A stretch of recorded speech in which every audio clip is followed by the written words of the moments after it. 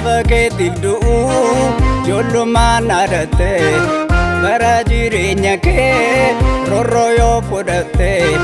maatiin qaba jettee takka yoom dubbatte abbaa fi haadha kee takka yoom yaadatte abdiilleen buqqifnaan harargee firmaatte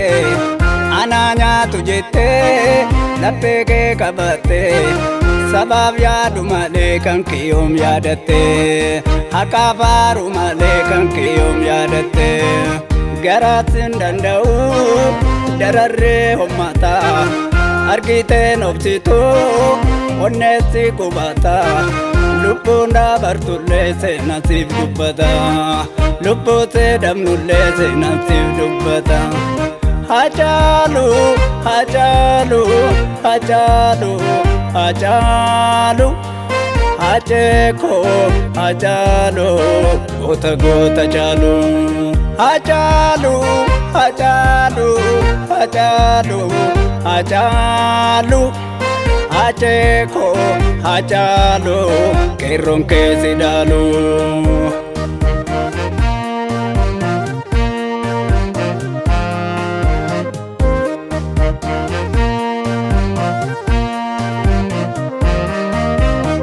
Ijoollee si namne nunooftuu garaane Haacaaluut fudhattee yaadaadee galaane si seebbisa yaame wal yaamtan malaane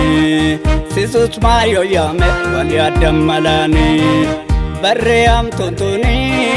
yoomi kan dabartu imimmaan saba koo yaa rabbiin agartu ijoollee qaalii sabaa yoo diinni waxaltu gootaaf dhiboru yoo lubbuun dabartu lammataa wal arguun hajee jibbaata guyyaa gaafa hamtu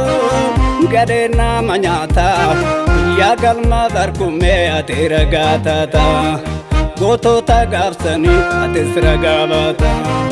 Haacaaluu Haacaaluu Haacaaluu Haacaaluu Haceekoo Haacaaluu goota goota Haacaaluu Haacaaluu Haacaaluu Haacaaluu Haacaaluu Haceekoo Haacaaluu qeerroon keessi dhaaluu.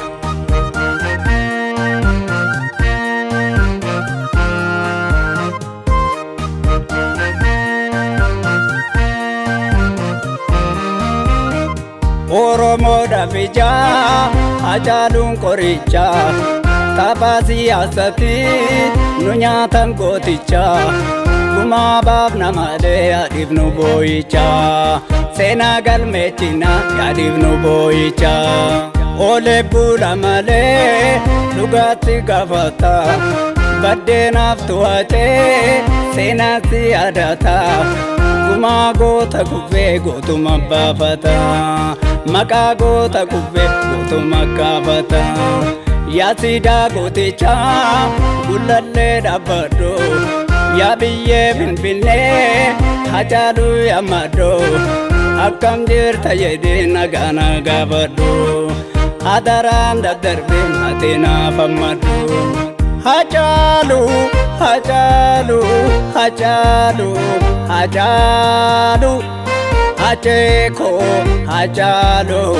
goota goota Haacaaluu Haacaaluu Haacaaluu Haacaaluu Haacaaluu Haceekoo Haacaaluu eenyutti madaalu Haacaaluu Haacaaluu Haacaaluu Haacaaluu Haceekoo Haacaaluu